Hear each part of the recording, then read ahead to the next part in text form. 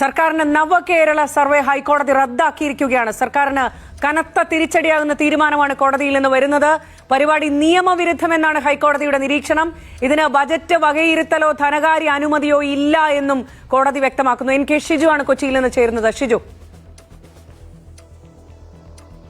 സംസ്ഥാന സർക്കാരിന്റെ ക്ഷേമ പ്രവർത്തനങ്ങൾ, വികസനം ഉൾപ്പെടെയുള്ള കാര്യങ്ങൾ ജനങ്ങളിൽ നിന്ന് ചോദിച്ചറിയുന്നതിന് വേണ്ടിയാണ് നവകേരള സർവേ എന്ന പേരിൽ ഒരു പരിപാടി നടത്താൻ തീരുമാനിച്ചത്. ഈ സർവേക്ക് വേണ്ടി നിരവധിയായ പ്രവർത്തകരെ, വളണ്ടിയർമാരെ ഒരു പോർട്ടൽ വഴി ശേഖരിച്ചു, ആളുകളെ സംഘടിപ്പിച്ചു. അതിനുശേഷം വീടുകൾ കയറി ഇത്തരം ഒരു പരിപാടി നടത്തുന്നു. ഇത് CPM പ്രവർത്തകരെ ഉപയോഗപ്പെടുത്തിക്കൊണ്ട് ഒരു രാഷ്ട്രീയ പരിപാടിയാണ് നടത്തുന്നത് എന്നതായിരുന്നു ഹർജിക്കാർ പറഞ്ഞത്. ഇതിൽ KSUവിന്റെ സംസ്ഥാന ജനറൽ സെക്രട്ടറി മുബാസ് ഉണ്ട്, അതുപോലെ KSU സംസ്ഥാന പ്രസിഡന്റ് അലോഷ്യസും ഈ കേസിൽ ഹർജിക്കാരാണ്. ഈ ഹർജി ഹൈക്കോടതിയുടെ പരിഗണനയ്ക്ക് വന്നു. മുബാസിന്റെ ഹർജി അടക്കമാണ് ഇന്നിപ്പോൾ ചീഫ് ജസ്റ്റിസ് നിരവധി തവണ ഇതിൽ വാദം കേട്ടു. അതിനുശേഷമാണ് ഇതിൽ ബജറ്റ് അലോക്കേഷനോ അതുപോലെ ഏതെങ്കിലും തരത്തിൽ ധനകാര്യ വകുപ്പിന്റെ അനുമതിയോ ഇക്കാര്യത്തിനില്ല. ഇങ്ങനെ ഒരു സർവേക്ക് പണം നീക്കിവെച്ചതിന്, ഇതിന് പണം വിനിയോഗിക്കുന്നതിനില്ല.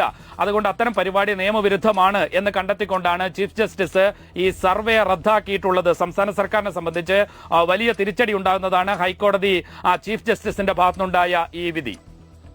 ഷിജു, ഇതിൽ പ്രതിപക്ഷം കടുത്ത വിമർശനം ഉയർത്തിയിരുന്നു. കാരണം ഒരു പാർട്ടി പരിപാടി പോലെ നടത്തുന്ന ഒരു സർവേ, അതിന് തുകയടക്കം ഉപയോഗിക്കുക, പ്രതിപക്ഷ നേതാവ് ആവർത്തിച്ച് ഇതിനെതിരെ നിയമ പോരാട്ടം നടത്തുമെന്ന് സൂചിപ്പിച്ചതാണ്. അതിന് പിന്നാലെയാണ് ഇത് കോടതിക്ക് മുന്നിലേക്ക് എത്തുന്നത്. എന്തൊക്കെ കാര്യങ്ങൾ ചൂണ്ടിക്കാട്ടിയാണ് ഈ സർവേ അപ്പാടെ കോടതി റദ്ദാക്കുന്നത്? ഇതിൽ ഈ പണം 20 കോടി രൂപയോളമാണ് ഈ സർവേക്ക്, ഡോർ ടു ഡോർ ക്യാമ്പയിന് വേണ്ടി സർക്കാർ ഇതിന് മാറ്റിവെക്കാൻ തീരുമാനിച്ചിരുന്നത്. പക്ഷെ അത്തരം ഒരു പരിപാടി നടത്തുമ്പോൾ അത് നേരത്തെ ഏതെങ്കിലും തരത്തിലൊരു ബജറ്റ് അലോക്കേഷനോ ഫിനാൻഷ്യൽ അപ്രൂവലോ വാങ്ങാതെ പൂർണ്ണമായും തെരഞ്ഞെടുപ്പ് മുന്നിൽ കണ്ടുകൊണ്ടുള്ള ഒരു രാഷ്ട്രീയ പരിപാടിയാണ് സർക്കാർ നടത്താൻ ഉദ്ദേശിക്കുന്നത്. അതുകൊണ്ട് ഇത് നിയമവിരുദ്ധമാണ്. പൊതുഖജനാവിലെ പണമാണ് ഈ രാഷ്ട്രീയ പരിപാടിക്ക്, തെരഞ്ഞെടുപ്പ് പ്രവർത്തനത്തിനായി ഉപയോഗിക്കുന്നത് എന്നുള്ളതായിരുന്നു ഇതിലെ ഏറ്റവും പ്രധാനപ്പെട്ട വാദം. ആ വാദം കോടതി പരിഗണിച്ചു എന്നുള്ളതാണ് മനസ്സിലാക്കുന്നത് കഴിയുന്നത്. ഇതിൽ സർക്കാർ ഇത് അങ്ങനെയല്ല എന്നതടക്കമുള്ള വാദങ്ങൾ ഏജ് തന്നെ നേരിട്ട് ഹാജരായി ഹൈക്കോടതിയിൽ നടത്തിയിരുന്നു. പക്ഷേ ഹൈക്കോടതി ഇതിൽ ബജറ്റ് അലോക്കേഷനും ഫിനാൻസ് ഡിപ്പാർട്ട്മെന്റിന്റെ അപ്രൂവലും ഇല്ലാതെ ഇത്തരം ഒരു പരിപാടി നടത്തുന്നതിൽ തന്നെ ഒരു നിയമവിരുദ്ധമായ പ്രവൃത്തിയുണ്ട് എന്ന് കണ്ടെത്തിക്കൊണ്ടാണ് ഹൈക്കോടതി അത് റദ്ദാക്കിയിട്ടുള്ളത്. അതായത് ഈ പരിപാടി, സർക്കാരിന് ഈ പരിപാടിയുമായി മുന്നോട്ട് പോകാൻ കഴിയില്ല. ചീഫ് ജസ്റ്റിസ് അധ്യക്ഷനായ ബെഞ്ചിന്റേതാണ് വളരെ സുപ്രധാനമായ ഒരു നടപടി. നിമ്മി, ശരി, ഷിജു ആണ് വിവരങ്ങൾ നൽകിയത്. അജിത കൂടി വിവരങ്ങളുമായി തിരുവനന്തപുരത്ത് നിന്ന് ചേരുന്നുണ്ട്. അജിത, ഈ തെരഞ്ഞെടുപ്പിന് തൊട്ട് മുൻപാണ് ഈ വീടുകളിലേക്ക് ആളുകൾ എത്തുന്നത്. അവർ സർക്കാരുമായി ബന്ധപ്പെട്ട ചോദ്യങ്ങൾ ചോദിക്കും, അതിന് ഉത്തരം നൽകും ആളുകൾ.